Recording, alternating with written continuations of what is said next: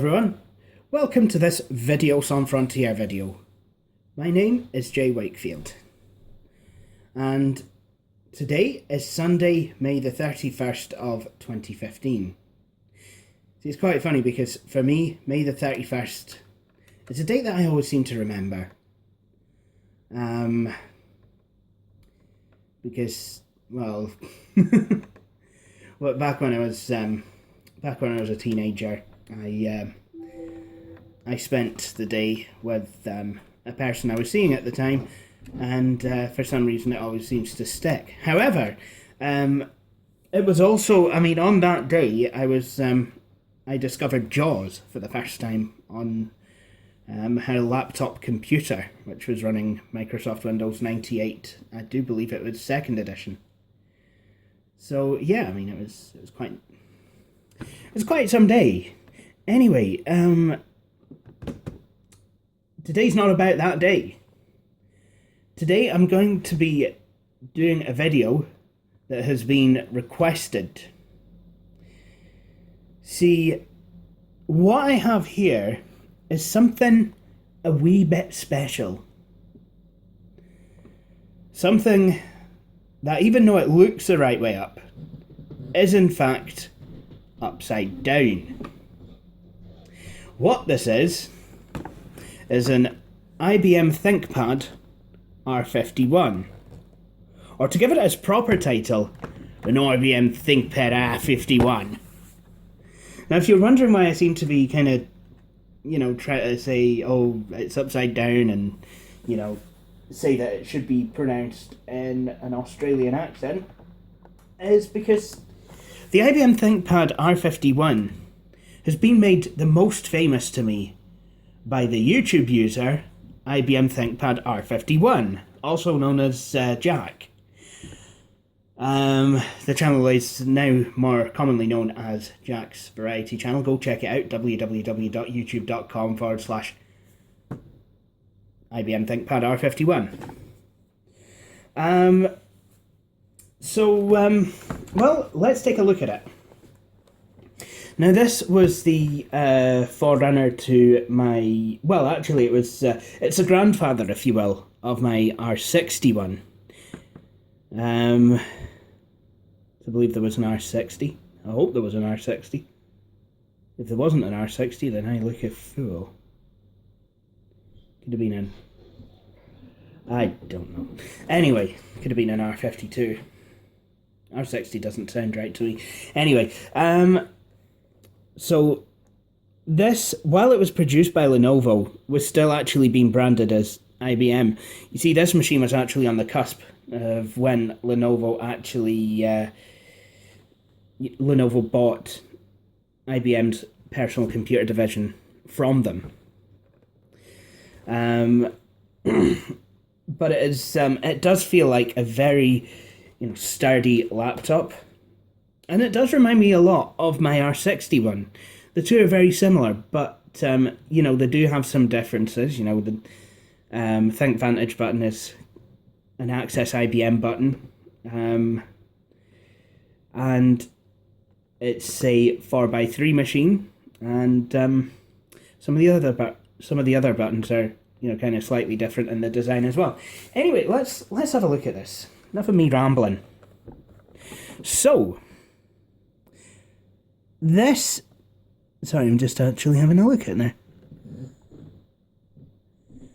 Right, yeah, okay. Now I see. So, on the left-hand side, we have a Kensington lock slot, 2 USB 2 ports, S-video out, modem, Ethernet, headphone, microphone, a vent, and I believe that's 2 PCI card slots, but it only has the one door. Now, on the front of the machine, there's a bit of the old design language for ThinkPads, with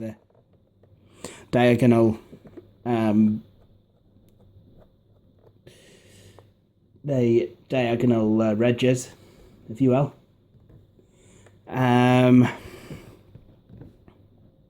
There's an infrared port here, and there's speakers underneath. And here's another cost-cutting measure. there's only one latch for the lid. You know, it opens absolutely fine on one latch, so there really is no need for the two. Although, I mean, a lot of machines of the time only had the one latch, but I think the reason that this is so noticeable is because it's on the right, rather than in the middle, like on a Dell machine. I mean, if it was, you know, if it was here, you'd expect there to be another one on the left, but there isn't one. Anyway, more diagonal ridges. I believe this is the hard disk caddy here, and then there's one of these sticky out things. There's one on the other side. I really don't know what those are meant to be for. I don't know if they're just kind of a design. Oh, there's something here that looks like it would house another port if this were a better model. But we have a DVD-ROM CDRW drive. I believe that's what it is. And then on this side we have a VGA out. Now, on the back of the machine, you've got another blanking plate. Can't imagine what that would be for. The back of the battery. Then you have the power DC in, and that uses the older style ThinkPad adapter. You know, I've been able to, you know, make it work using the adapter from my 360Z. Sorry, 560Z. 560X. Or is that? No, I can't remember what it is. I'm not doing too well in this video, I've got to be honest. Anyway. And then we have a parallel port. So this machine still has at least some legacy. Anyway. Well, let's take a look at the inside of the machine. So, you know, your kind of stereotypical ThinkPad design. You've got your, you've actually got your ThinkLight up there. 15-inch screen. This was available in 14 and 15-inch flavors. 15-inch XVGA screen, 1024 by 768, active matrix, one would hope. Then you have, sorry about this, I'm just kind of moving my phone which is on the tripod. The Access IBM button. On newer models, that's a Think Vantage button. Then you've got volume down and up and mute. Then you have the power button. Then you have the track point and the buttons, and then a trackpad with its buttons. This machine is a Centrino, and what that means is it's pretty much all Intel. And a lot of people, including myself actually, because the marketing was that good, because I'm a bit thick, a lot of people believed Centrino to be a processor. And you know, it was very easy to do so because computers were described as having Intel Centrino. Normally it'd be like, oh, it's got an Intel Pentium or an Intel Celeron or an Intel Xeon or something like that. But these machines came out with Intel Centrino. And all that actually means is the machine has Intel Pentium an Intel processor, usually a Pentium, or, you know, in the later years, a Core Duo or a Core 2 Duo. You had the Centrino Duo and the Centrino 2 Duo, which, you know, kind of further perpetuated the belief that the Centrino was a processor. Not the best thing to have done. All it was basically an Intel Pentium or Core 2 Duo processor, Intel wireless, and it didn't have to be, but sometimes you'd have Intel graphics as well. Anyway, enough rambling. Now, normally I would switch this machine on and kind of show off what's on it. However, this morning I got this machine out because I needed to do something with it. I was actually trying to get the HP Media Vault NAS enclosure back into a working condition. PS mission failed, unfortunately. And I was using this machine to do it. And I noticed it was running extremely slow. Even for, you know, a Pentium M machine. So, you know, I thought, well, what could it be? And I was on Skype with Elmo3 and Jack and John L5 at the time, and it was suggested that maybe the hard drive inside this thing is one of the very, very yucky 4200 RPM drives. So I had a look in the BIOS, you know, took down the model number of the hard drive, typed it into Google, and sure enough, it is a 4200 drive.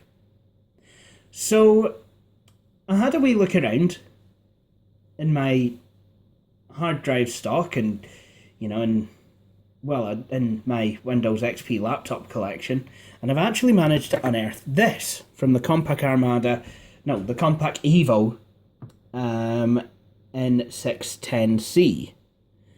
As you can see, this is a Skeetgate with the modern Skeetgate logo, and it's actually a 5400.2 drive. It's a 40 gigabyte. So, well, we're not going to actually be getting any extra space on the drive. Hopefully, we will actually get a wee bit of extra performance. At some point, I wouldn't mind upgrading this to 2 gigs of RAM as well. Maybe even get, you know, a larger capacity drive. So, what we're going to do is we're actually going to fit this. We're going to then put the Fujitsu drive that's in here into this bracket and stick it back into the N610. Which then I'll have to reinstall XP on that. So, just going to leave that there for the time being. I'm going to close the lid. And I'm going to flip the machine the right way up. If it was any other machine, it would be upside down. Now I believe this is where the hard disk is, and I believe I need to remove these 2 screws. So that's what I'll do now. I'm gonna just... Right.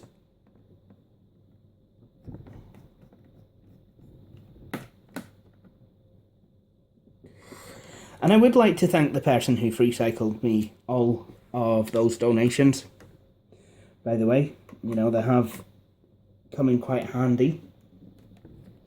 And, you know, it's all good stuff to, you know, play about with and use in computers and what have you.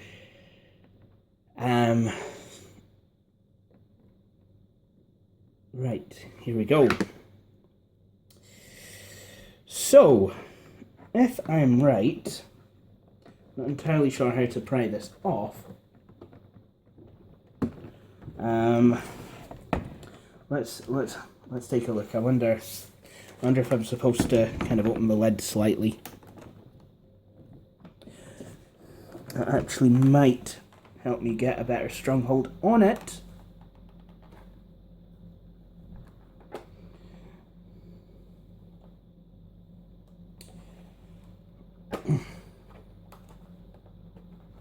There we go. So basically what I want to do is slide this out, and you have your stereotypical ThinkPad hard drive dock, and this swings around. So there you have it. Fujitsu Siemens drive, and it's from 2005. I like how these are dated actually. May of 2005 actually, so 10 years ago. And then this drive, I wonder if it's dated as well. Come on, carbon dated hard drive thing.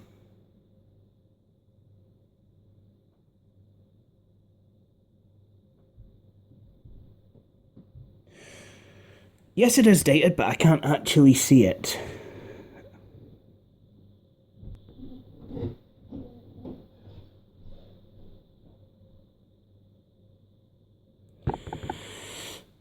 So from that, I'm going to guess it's the 13th of January 2006. So it's actually I would say, based on that information, it's actually a newer drive.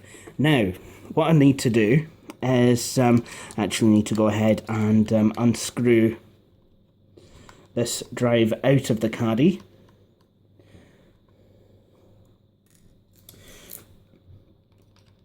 Now, I do like Fujitsu drives. They do tend to be quite reliable. Whereas Seagate's...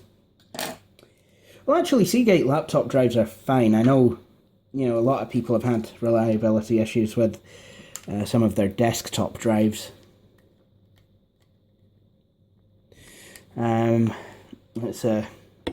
I've got a Seagate drive as my boot drive in my main machine, which is reassuring. Quite funny because I often used to build, my builds often had Seagate drives in them. Apart from, at the end of the 2000s, it seems that I've gone back to tradition. Right, this drive is now out of the caddy. I'll just focus back in there for you. Just going to rest this drive down here. Now I want to take the other drive out of this caddy, which belongs to the Compaq Evo N610C. Right.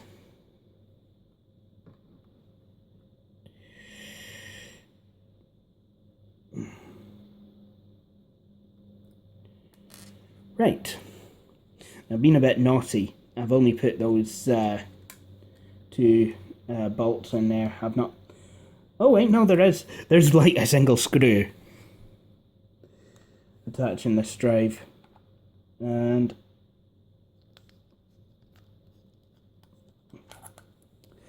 yeah, it's actually going to need a smaller screw head. So let me get one of those.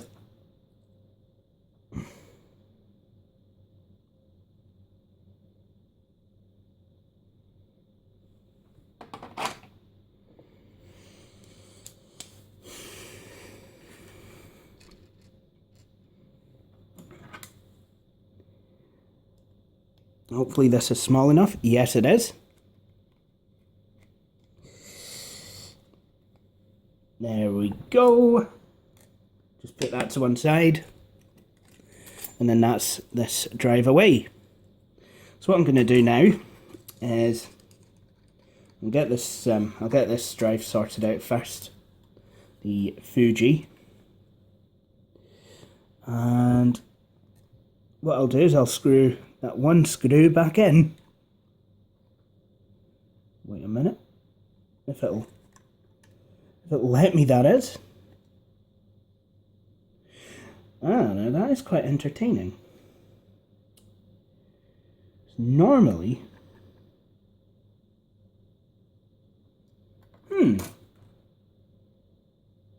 Oh!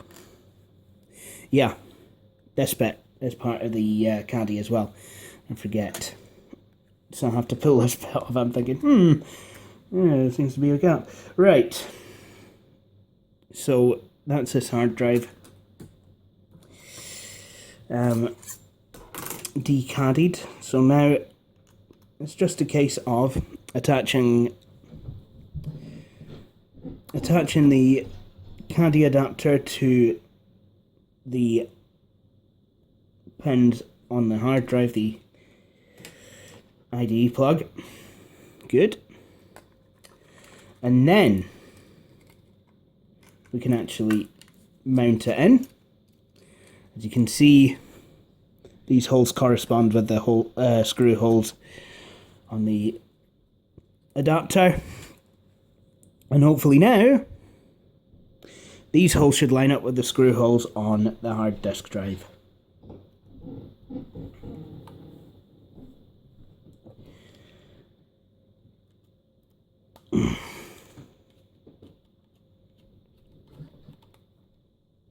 There we go.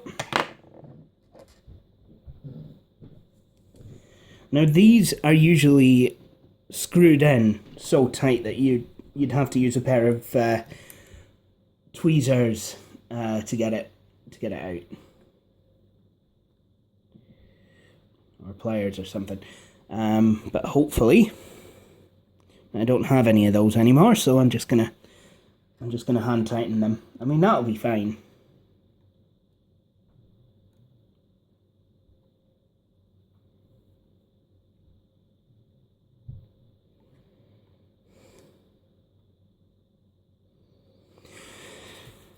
And there we have it.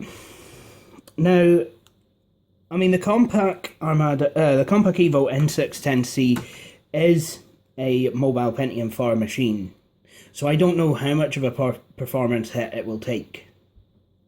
But I am kind of hoping that the upgraded hard drive, the 5400 RPM drive, will actually see a performance hit in here. I mean, the processor is, I would say, faster than the mobile Pentium 4.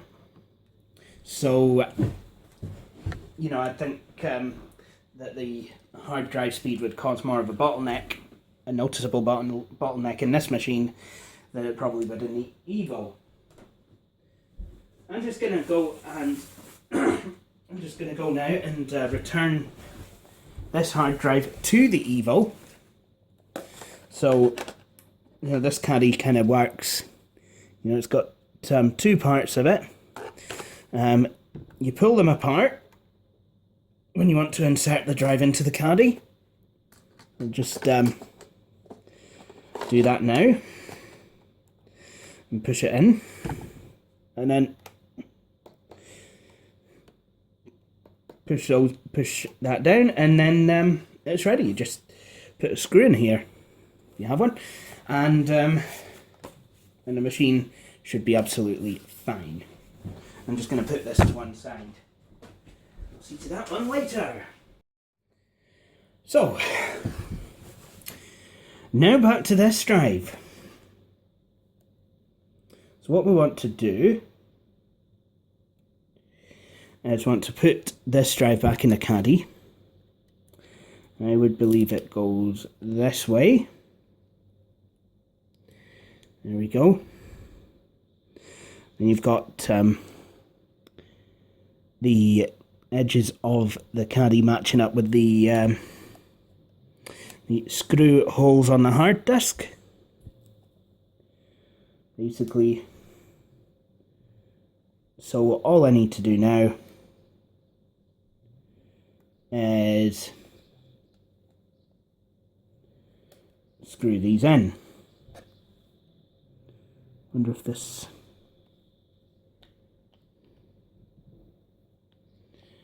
See, this head is a wee bit small for those screws, believe it or not, so I'm going to actually switch now to the larger Phillips screw head. I mean, while a smaller screw head would actually fit, you know, you would be in danger of stripping the screws. There we go. And then I'll put one on the other side at the front.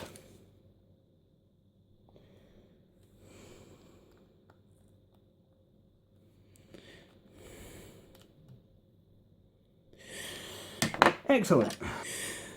Okay, so what we want to do now is we basically want to install this drive into the hard drive slot of the computer, and I realised it was in fact label side down. So there we go, finally installed. That was quite difficult. So now what we're going to do is we're actually going to reattach the screws to secure this in place. There we go, that one's in. I don't know if we needed this one out, but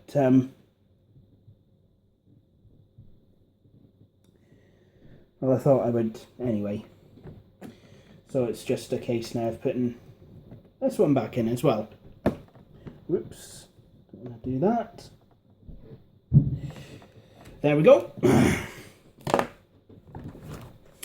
Now, I want to test, see if this hard drive now works. So, I am just going to plug this in.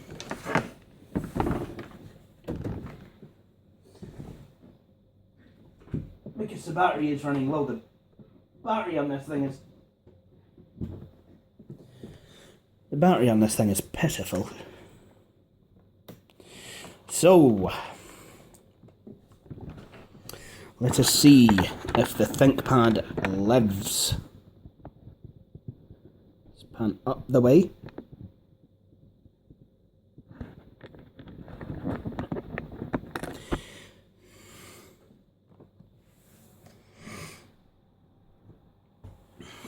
So I'm going to hit the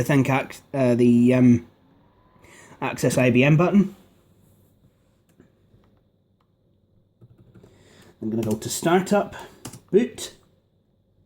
There we go. IBM IDE HDD ST940811-4A. Well, I would say that that was a fantastic success. So, I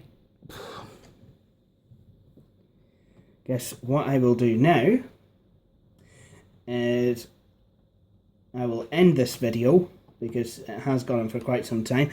But as you can see, I do need to reinstall XP. And I'm a poet and I didn't even know it.